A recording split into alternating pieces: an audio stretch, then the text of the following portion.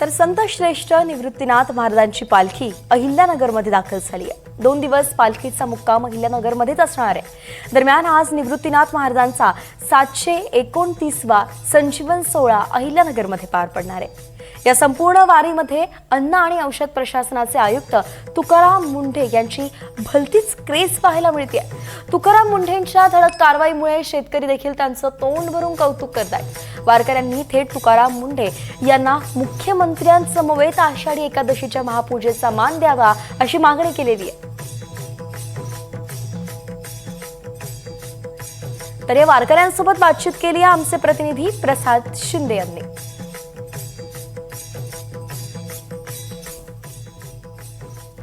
आज अहिल्यानगरच्या market yard या ठिकाणी संत श्रेष्ठ निवृत्तीनाथ महाराजांचा संजीवन समाधी सोहळा पार पडणार आहे। सध्या पालखीचं दर्शन घेण्यासाठी भाविकांनी गर्दी केलेली आहे। आपल्याबरोबर काही वारकरी आहेत, आपण त्यांच्याशी बातचीत करणार।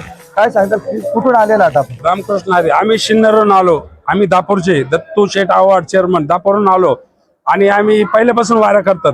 याच्या पहिले आम्ही आळंदी ते पंढरपूर वाऱ्या केल्या, भरपूर केल्या वाऱ्या, आणि एक इच्छा होती मनामध्ये आपल्याला आता निवृत्तीनाथाबरोबर जायचं 1 वर्ष।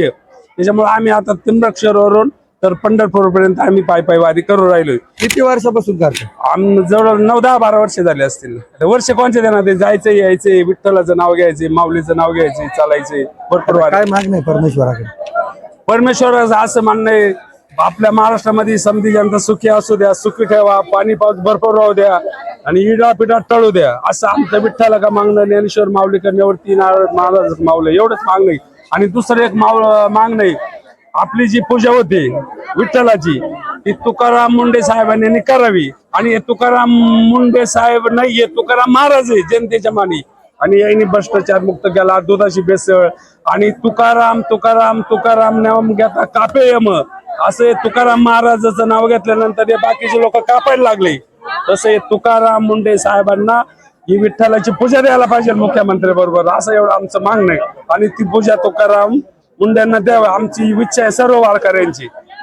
नक्कीच एकंदरीतच आगामी येणाऱ्या आषाढी एकादशीची महापूजा ही तुकाराम मुंढे यांनाच द्यावी अशी अपेक्षा या वारकऱ्यांनी व्यक्त केलेली आहे। प्रसाद शिंदे, NDTV मराठी, अहिल्यानगर।